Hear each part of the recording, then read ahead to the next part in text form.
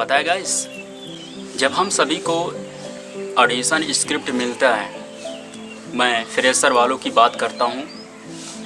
ये video mail और female जो भी जेंडर है, आप इस वीडियो को देख सकते हैं। अगर आप लाइफ में एक्टर या एक्ट्रेस बनने के ठाने हैं तो ठीक है। मैं स्क्रिप्ट याद ना होने की वजह बताऊंगा और याद करने का भी वजह बताऊंगा, ठीक है। तो मैं एल्विन जैगर आप सभी से नमस्ते सबसे पहले बोलना चाहता हूं, क्योंकि आपने कीमती समय इसको देकर प्रेस किया है।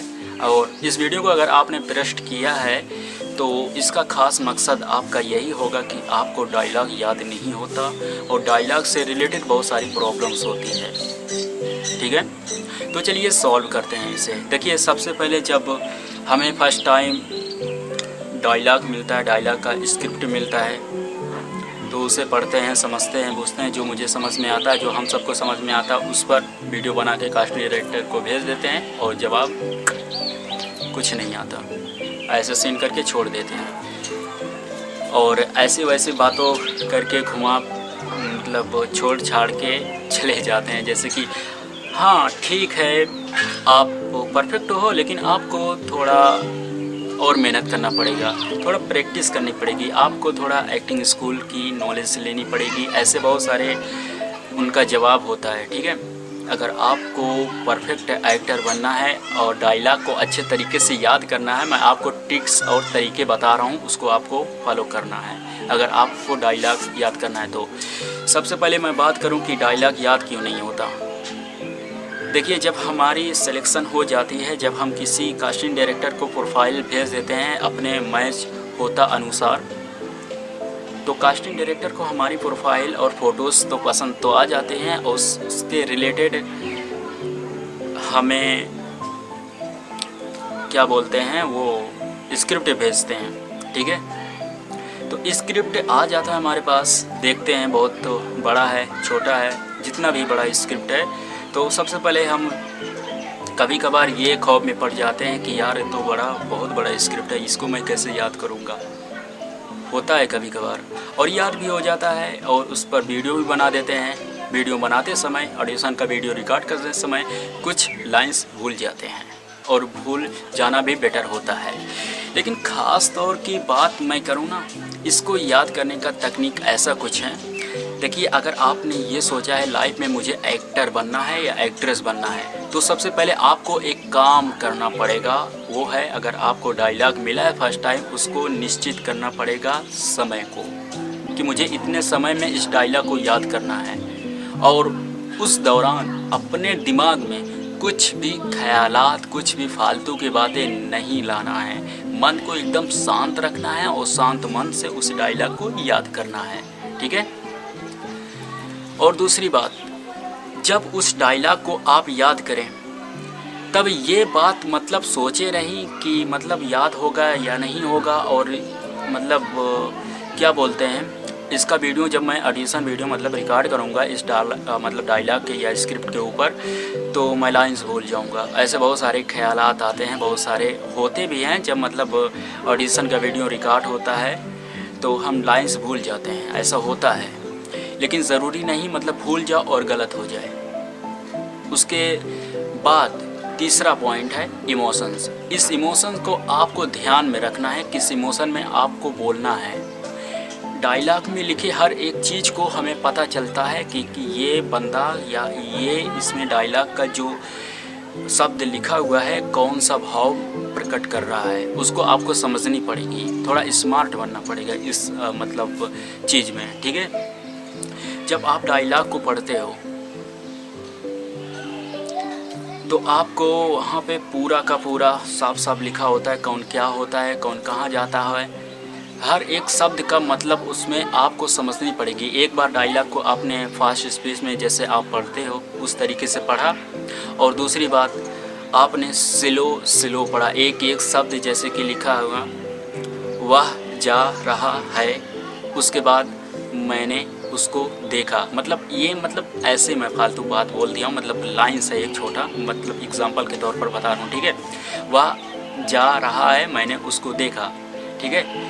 ऐसे मैंने इसको नॉर्मल स्पीड में पढ़ा, अब इसको आपको स्लो स्पीड में पढ़ना है।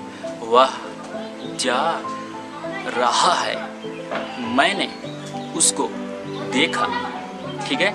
अब इसको स्लो स्पीड में उस डायलॉग को जब भी आपको मिले ना, मतलब ऐसे परफॉर्मेंस करके अपने बॉडी लैंग्वेज को यूज करके अपने आप को प्रदर्शित करके याद करो, ठीक है। अकेले में याद करो, अगर हो सके, अगर आप में उतना कॉन्फिडेंस है तो पब्लिक में याद कर सकते हो, लेकिन पब्लिक में शोर शराबा होता है इसलिए आप कंफर्टेबल नहीं होगे। बेहतर है कि आप अकेले याद करो, ठीक है। तीसरी बात मतलब चौथी बात जो भी हो, इस डायलॉग को याद करने के बाद आपको इमोशन को समझना पड़ेगा कि कौन क्या है, उस डायलॉग में क्या क्या चीज़ है और डायलॉग क्या कह रहा है ना। हर एक चीज़ को समझनी पड़ेगी। यही सारी बातें होती है, अगर आपने फॉलो किया, समझा, तो आप एक डायलॉग को या मोनोलॉग को समझ सकते हैं, ठीक है। और कैमरे के दौरान जब शूटिंग होती, यानी कि शूटिंग के दौरान जब हमारी परफॉर्मेंस करने की बारी आती है उस डायलॉग पर, तो लाइंस भूल जाते हैं। ये भी हमारे साथ प्रॉब्लम्स होती है।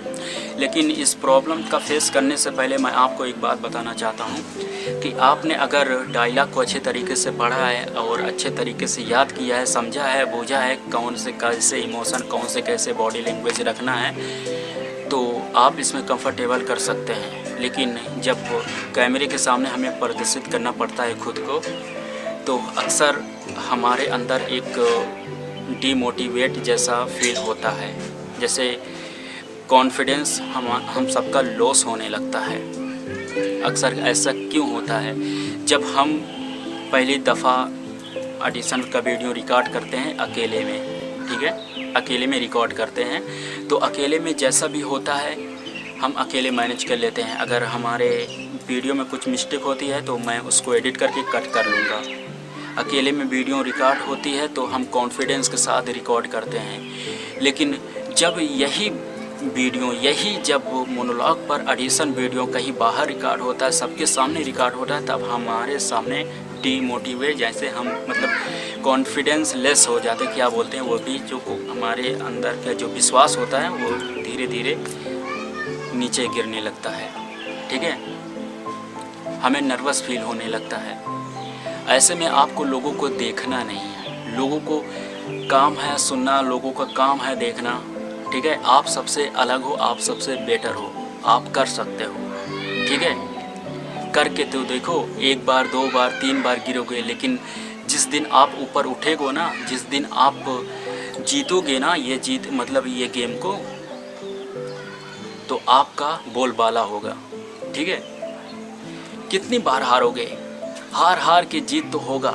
कड़ी से कड़ी अगर जोड़ते जाओगे तो जंजीर बढ़ती है, और मेहनत से मेहनत अगर करते जाओ तो तकदीर तो बनना ही बनना है, ठीक है।